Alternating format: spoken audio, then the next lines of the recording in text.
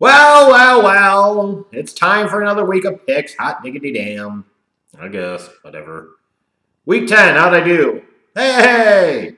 8-6, picking winners. 8-6 against the spread.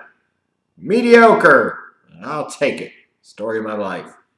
For the season, let's not talk about against the spread. Winners, though, 85-63.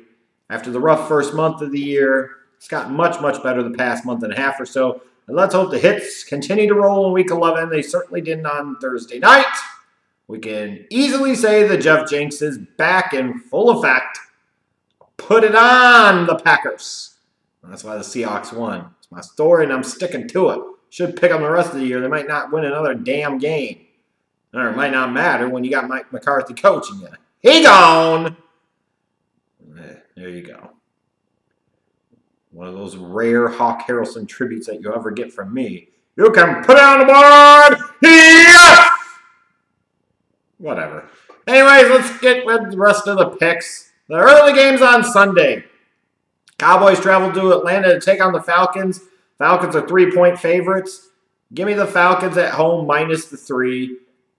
Carolina travels to Detroit to take on the Lions, who were practicing in the snow this week for some particular reason when they play their next 4 games inside. I guess Matt Patricia just wants to be nuts. Give me Carolina minus the 4. Titans travel to Indianapolis to take on the Colts. This actually should be a fun, good game. I'd kind of like to watch that one. Give me Indianapolis plus the half-point upset, if that counts. The Bucs travel to New York to take on the Giants.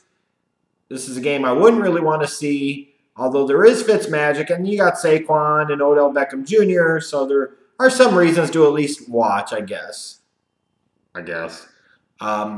Yeah, so give me the Giants plus a half-point. The Texans, coming off the bye after winning 6 games in a row after starting 0-3, travel to Washington to take on the 6-3 Redskins. Should be an interesting game. It's going to be all about whether the Redskins can get out to a lead early, and if they can, control the clock, no turnovers, play good defense. At home, I like the Redskins, especially because Texans coming off of a bye. They had a lot of momentum. Could they have lost some of that momentum? Give me Washington to win plus the 3. Pittsburgh travels to Jacksonville to take on the Jaguars. If there's any hope of salvaging the Jaguars season, it must come in an impressive victory at home this week. It's the one hesitation I have about picking against them here because they're a different team at home. But the way it looks right now, it doesn't really matter. Give me Pittsburgh minus the 5 all day.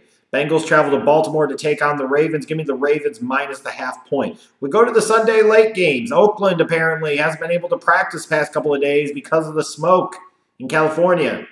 It don't matter. Give me the Cardinals minus the 5. That's right. That's how much the Raiders have given up. That's how much they stink. I'm picking the Cardinals minus 5. The Broncos travel to LA to take on the Chargers. Chargers 7.5-point favorites. 7-2. Broncos are pretty much done. Chargers have a lot to play for. Give me the Chargers minus 7.5. The Eagles in an absolutely tough situation. Must-win game. You have to go to New Orleans, to the Superdome, to take on Drew Brees and the New Orleans Saints. Good luck with that one. The only thing appealing about this game is that 9.5-point spread is massive. It's really hard to beat the Saints in the Superdome, especially when that team is good. So I'll pick the Saints to win, but I like Philly to cover the 9.5-point spread. You got the Monday night game. Man, that's going to be a lot of fun. Thank God they got it out of Mexico City.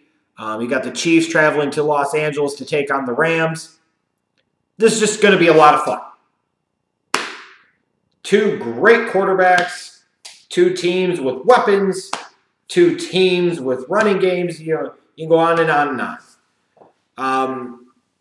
For the Rams, they've got a little bit better talent on defense. I think that makes the difference. Give me the Rams minus the 3, but I hope to God that's a shootout. Let's hope it is, because that's the Monday night game we need. But it's that Sunday night game that, of course, I'm the most concerned about. The Minnesota Vikings at 5-3-1 travel to Chicago to take on the 6-3 first place Chicago Bears. You got to back the Mac. Believe that, baby. Hashtag bear down, bitches. The Bears are 2.5-point favorites. Feels weird to even say that, but they are. But typically, you'll see as money moves, a team gets about 3 points for playing at home. So you could see that the money in Vegas likes the Vikings a little bit more than the Bears outside of the home field stuff. This is a massive game. It's an even more massive game for the Chicago Bears. They really need this game. Frankly, they must have this game. This gives them a chance to put the Vikings even more behind and really create a little bit of distance heading into the last 6 games of the season. Now, if the Bears lose this game, their season is not ultimately over. Same thing for the Vikings. If the Vikings lose this game, even at 5-4-1, their season most certainly is not over, and they would still have a chance, potentially, to win the NFC North. But the Bears are at home, where they're a much better team.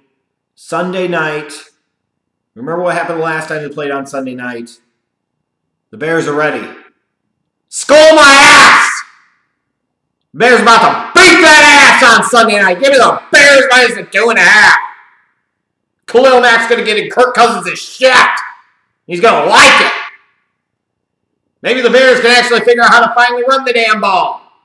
Somehow, some way. They're going to win this son of a bitch on Sunday night.